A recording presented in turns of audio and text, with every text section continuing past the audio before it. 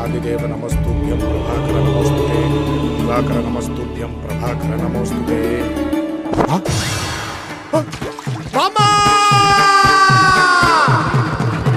ఏమిటా సారీ పావ ఏదైనా వచ్చిందా అంటారు పరిచయం పామొస్తే పర్వాలేదే బామ్మ, చేప ముందు చచ్చింది. సారీ నీళ్ళన్నాక 1-2 చేపలు ఉండడం సహజం రా. ఆ రెండు ఊరికనే ఉంటాయా ఏమిటి? నెల తిరిగే లోపు 25-30 తయారైపోతాయి.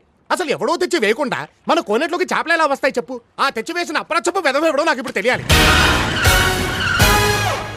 ఏమిటా చారి, ఏమిటి అగ్రహారం మొత్తం అట్టుడికి పోతుంది? అట్టూ లేదు, దోశ లేదు. సంధ్యావందనం చేస్తుంటే చేతిలోకి చేపలు వచ్చింది గురుగారు. కాస్తుంటే నోట్లోకి వెళ్ళిపోయింది తెలుసా? చేప చేతిలో చిరగ్గా ఉంటుంది గాని నోట్లో దివ్యంగా ఉంటుందిరా.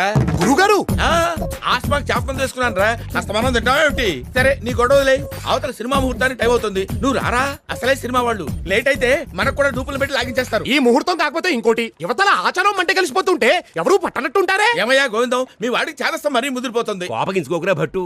అమ్మా వాడు చెప్పినట్టు వింటూ ఉండు. సరే మరి ఆ చేపలను ఏం చేస్తావు? వాటన్నిటిని వల వేయించి పట్టిస్తా లేరని వెళ్ళు.